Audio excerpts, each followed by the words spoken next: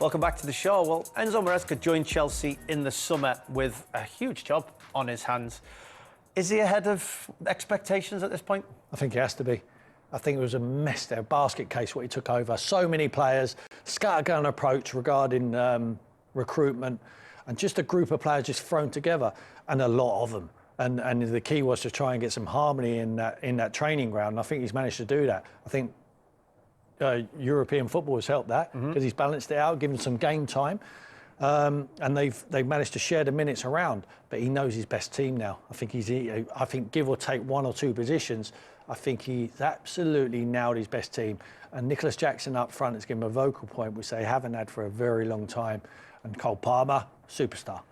Yeah, I agree. So let's take a look at them, Leroy, in two ways. First, let's look at them in possession, what they did at the weekend and how they got a lot of success against Aston Villa. Yeah, look, I was really impressed with this performance. It went under the radar a little bit, obviously because of the Liverpool Man City.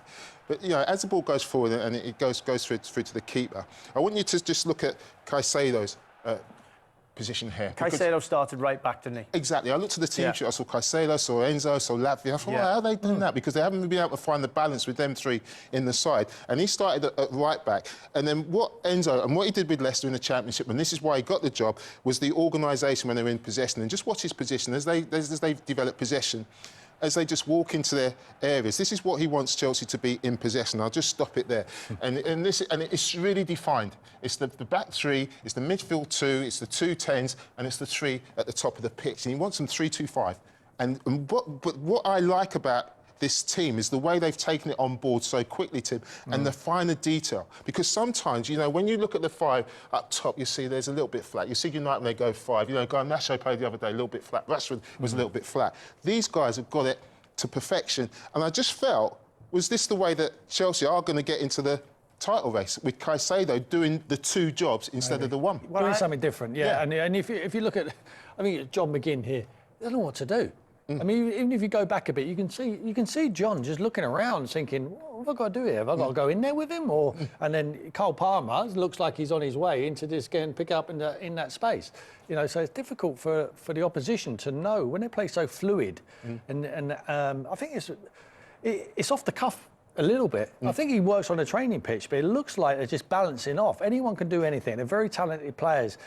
But when you find yourself in that area, just do the job and someone else just balance it. I think you'll see that through what we're saying, how people cover good areas. But I love they moved across in tandem. Yeah. That was your right centre midfielder and your right back. They both moved across in tandem, and we'll run it on, Leo. That's a brilliant ball. But look at this point here. We'll just move it on ever so slightly. They've now got the player in possession, Leroy, and he can pass to absolutely anybody he wants from there. It's in the last stuff you did about Man City, you were saying they didn't have any options. But look at the options he's got. I mean, he comes up with a great pass. He's got that option. He's got that option. He's got that option. He's got that option. Yeah. There are 5 options he can hit. So it's all down to his decision-making. By the way, the ball he plays is terrific. And then they get out, and it's within 2 passes they're down this left-hand side. But let's look at the shape of the team as they're going forward. Yeah, I think you wanted to talk. I mean, you two, both midfield players. You know, while this is all going on up here, there has to be organisation in this back area of the pitch, and that's what's really impressive as well. I would find it very difficult if I was a Villa midfield player, if you're playing 2 sitters in there, because they're playing with 2 10s. You know, if you're playing there with Cole Palmer in there, and the who's the other one? The midfield player. Enzo and Cole Palmer are 2 10s, and you've got Jackson there who's just occupying your 2 centre-backs. Because they can't come out into them areas. So as a midfield player, if you're a Chelsea player, you just hit that one in there or hit that one in there. Very, very difficult to defend against, especially when you've got good players and you can't put any pressure on the ball. Exactly. Chelsea have got an attack going on, but look at their organisation. There's your midfield trio with Caicedo coming in. Even if Villa win the ball back, they've got an awful long way to go from there. This is one of the benefits of having... I mean, there's your pattern again. Yeah, there's a 10s in those positions. And when he comes out, if he wants to come out, Philogene on the 10 there, look at the space here he has here. Yeah. Look at the space. I mean, they beat you all ends up because tactically he's got it. Does that come from organisation, time on the training pitch, drilling? Because we see Caicedo's gone in there, and I think in this clip, I think they're strong. Beg your pardon, I'm going to start that again. I think they're strong in the middle because they bring Caicedo in. But as you've just pointed out, if you look into the wide areas, I would say they're both their favourite in those positions. I Yeah. want my wide players in these positions getting on the ball, and I think at the minute, everywhere I look, Chelsea look strong, they look organised, they look committed to win the ball back, but the player losing the ball, win it back, Get it players around the ball. This is a point I just wanted to make, Leon, about Caicedo doing the hybrid role. Because you've seen Gusto go in there, you've seen Cucurella go in there. But him being a midfield player, when they win the ball, his first look is forward. I've seen loads of defenders go in there, and their first look is always like, well, just keep the ball. And that's fine, you keep the ball and you keep it safe. But just watch him when he wins the ball. His first thing is, and he's in good form and he's confident, ping forward. And look what it does. It gets them on the front foot, and it ends up in the end zone finishing there. Yeah. If they don't get that first pass in transition, that doesn't happen. They're playing one touch around the corner, the two tens playing with each other, and it's a wonderful finish. For me, the key for Chelsea at the moment is just to get that boy Cole Palmer on the ball as much as possible, because he is a real talent. Again, you know, we've just seen them cutting through into Palmer, into the wide areas, and I don't actually mind them crossing. No, that's right. In a day where crosses are, They're mixing it up. are stopping, they're mixing it up. They're also protecting the edge of the penalty area. I'm seeing organisation in possession every time I get it. But what we are seeing, Leroy, is a lot more hunger to get forward. Look at Nicholas Jackson go here. What a pass this is. I mean, this is arguably pass of the day from the goalkeeper. Yeah. Wow. Across the Premier League. Yeah. He is the worst short passer in their team and the goalkeeper, because he makes poor errors. Well, a lot of their chances, the opposition chances, come from when Sanchez tries to pass the ball out and he gives it back to him. Long passing, if you've got that sort of pass and you can see it quickly, why wouldn't you do it? Yeah, but I mean, it's a brilliant pass and it works out great. But just talking, Leroy, you've highlighted it for me. I can see the organisation, because when you break from a corner kick in certain situations, sometimes you can end up next to your mate. Sometimes you can end up a little bit disjointed because you've not really worked on it. Not one of them they've all attacked the 5 different lanes on the football. Yeah. No one's got in each other's way. No. And on top of that, look at this pattern back here. Yeah. Exactly how we're setting up with the 2 and the 3. And these boys are trying to get forward. They know that they need to get forward because he's in a poor position. If he finds himself there and that ball comes out, it breaks down, and he allows that player to pick it up, he's trying his best to get forward. Look, they're actually, apart from Cucurella who's staying there, he's actually sprinting there. Yeah. And so is Lavia. Yeah. And, to get forward. And it's, even when they're fluid, they look organised, you know, in movement. They know exactly what they're doing, and he's doing a terrific job. Yeah, he's done a wonderful job. He has done a terrific job in possession. So should we have a look how he's doing out of possession? Yeah, I really did like this clip. This is from the kickoff, and From 1-0. This is just after 1-0. Yeah, just after 1-0. And so they go back and they're putting the press on. So this is Caicedo again. I'll point it out in his right back slot to start with. You know, as we expected, as we saw him on the team sheet, part of a back 4. I'll just point that out as we move on and see how this transpires. I mean, you have a little watch of Lavia, because I probably would expect Lavia to be there, Caicedo to be doing the job, maybe in the position he is, thinking about being aggressive, but knowing that McGinn's his man. They don't play like this. No. Them two kind of double up, and they allow other people to come through. They allow Colwill to come through. They allow Cucurella to come through. Yeah. And I found myself, despite this being a brilliant clip at the top of the pitch for how they press, really keeping my eye on this and being like, they couldn't press unless they were organised back here. The key to it is these two guys, Colwill and they need the key to it is them, because they're happy defending on their own. Colwill, Fofana. Fofana's picked up an injury now, so it'd be a big miss for them. I'm not sure Badashilda can come in. Sassy certainly can't, but Badashilda, I think, wouldn't be too happy defending on his own. But they're happy. They don't feel like they can get running behind, even though that's Ollie Watkins and that's Rodgers. They're happy just to push in, and that was the game plan. You have to work on that on the training pitch, but they don't even look. And you're quite right. That is a position there. You think, what has he done that for? You know, go and play in the midfield area. But what he's actually doing is he's doing a half and half position, and he's allowing then Caicedo, if that ball goes there, to go and lock onto there. Yeah, usually that's a free pass from the goalkeeper, because teams will have the centre midfielder there, which means Caicedo has to be in that position, and it's a free pass. They don't allow that. And I also want to point out as well, because me and Leroy would debate at first, were saying, Cucurella's not doing anything. Well, to show how organised they are, he's marking the guy that's off because he's been injured. He's marking the guy that's about to come back on the pitch. That is true organisation, and just watch it unfold. It doesn't matter where you watch, whether you watch Caicedo and Lavia or you watch the press from the front players. It just looks so effective. And I think it's really important to point out that when you go man for man, you're not just marking your man, you're doing two jobs. You have to be able to do, you're not just marking your man, and that's what they're doing. As midfield players, you know that you need to be on the front foot to press, you need to make sure that you know what's going on behind you. They do that really well, and their organisation is absolutely terrific. Yeah, I'm just seeing what this has meant, and I'm just going to highlight at the start to show what they're doing, and then I'm just going to allow this one to play, because we've showed you the patterns, we've showed you how they do go press, but look at the intensity from Jackson. Brilliant. Look at the intensity from Jadon Sancho. Look at the way they press in. Okay, they've won it. 1v1 at the back. They give the ball away. Look at three of them hunting around the players. Look at Cole Palmer. He's supposed to be in there to play football, hunting. But this was the key. Look at this moment.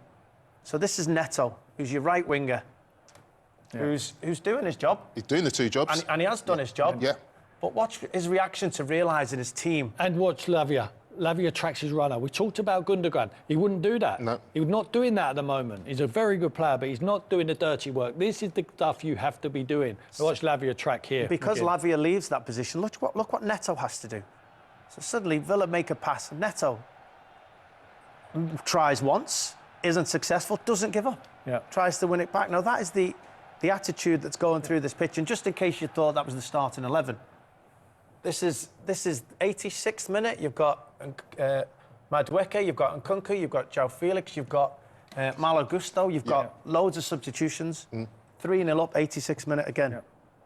Supremely organised. Supremely organised. With the 4 or 5 substitutions. Absolutely. And what you just showed about Neto, about not giving up, you know why he doesn't give up? Because the in-house competition, he knows Madueke will come in and take his position if he does not do it. So Madueke has to work as hard as he does, and like every other player. That in-house competition is everything when you've got so many players and they're winning games and they all want to be part of it.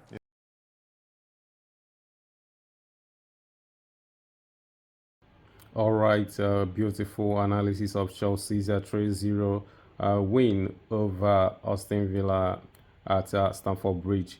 Well, this team is coming leaps and bounds at the moment. Enzo Maresca seems to be on top of things as it stands, because if you look where they are coming from last season, when they were black and white, up and down, 2 wins here, 1 win there, 2 losses, 2 wins there, 5 losses, stuff like that. Very inconsistent last season. To what he has built this season, within space of, let's say, 4 or 5 months, basically. And not just because they have good players or they paid a lot of money for good players. Putting a team together is different from just buying good players. As we saw last season under Pochettino, they struggled for consistency. They struggled to play as a team. You know, I can't count how many times Ponde asked the question, what pattern are they playing? What kind of football are they playing? What's their pattern? What's the role of the players? You know, because it was like just 11 players on the pitch, you know, trying to respect the principles of football, running up and down, defending, attacking at once, no structure. Nothing was working. Nothing was spelled out like, you know, what they have now. They didn't have it then. So kudos to Enzo Maresca, you know, for coming in, streamlining the rules, cutting down the squad, getting a few players in, and then build 2 teams. Like I keep saying 2 teams because as it is now, they are playing a different team in the Europa League, and when they play, they still play with the same identity. They still play with the same commitment. They still play with the same style. Everything is still the same, but a different 11 players. So his job is even more beautiful if you think about it. If you put context, you know, into play, it's even more beautiful because he's working on 2 teams. I mean, you know how crazy that is? You know, most times in football, you know, when managers change 3, 4 players from the starting 11, the whole team starts struggling because they haven't played together that much and the connection isn't there that much, you know, stuff like that, because it means that the manager has been concentrating on fine-tuning the first 11, trying to make it better instead of working on other combinations in case he loses players. So that's what makes this Maresca's job, work so far at Chelsea even more beautiful and wholesome, because the two teams play very well, and that's why one of the reasons I think that we make top four easily, because any player can come in and fill a space, and then they still play with the same identity, they still play with the same pattern and all that not. So that, like, it's just beautiful, honestly. It's just an amazing work that he has done within a short space of time, and they will continue to grow. Tactically, they will continue to grow. They will continue to implement new things. Like there is this thing that they did in this game against Aston Villa, and I remember 2 weeks ago, Enzo Maresca was talking about, not moving. We are not yet moving the centre back and stuff like that. But against Aston Villa, they were moving the centre back, Colwill in particular, because he was the guy of marking Rogers. He was following Rogers even when Rogers goes so deep into their own half. He was there following him and marking him. And also at times in possession, he floats from centre-back position into the midfield to plug a gap, and then Kukulera will just cover up for him at left centre-back. So the dynamics of the team is still growing, and they are still adding layers to their work, to what they are doing, to their tactics. They are still, Enzo Maresca is still adding new things to this team, and every time you will see new thing. From time to time, you will see a new introduction, new tactical introduction. From time to time, you will see stuff like that. That shows you that he has a timetable. He knows what he's doing. He knows when to introduce new pattern, new application, new skills, stuff like that. New combinations, and it's so good. It's so beautiful. For me, if you ask me, I think Chelsea are the most entertaining team in the Premier League at the moment. Liverpool are winning. They are a winning team. But if you talk about consistency in performance and then the beauty of football, then I have to give it to Chelsea. Consistency of performance, in terms of tactical application and also delivery. I'm not talking about results here, because so far so good. Liverpool are in the league of their own. Nobody is close to them in terms of results at the moment, and also in terms of their approaches to game. They play with more maturity. They know how to manage games, and they keep winning. They have had difficult games and they still manage it, and then sometimes they came back from losing position to win and stuff. That they have a lot of experienced players in that team, and that's what Chelsea don't have. They have not fielded one 28-year-old in this season. The oldest player is Sanchez, the goalkeeper, and he's the goalkeeper. He's not even an outfield player.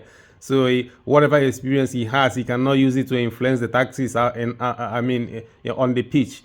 So it's incredible work. You just have to look at it and enjoy the art of work that Maresca is displaying at Stamford Bridge. And I believe that I think Chelsea and Chelsea Football Club fans should be very hopeful. They should be happy because something is brewing at Stamford Bridge. No doubt about that.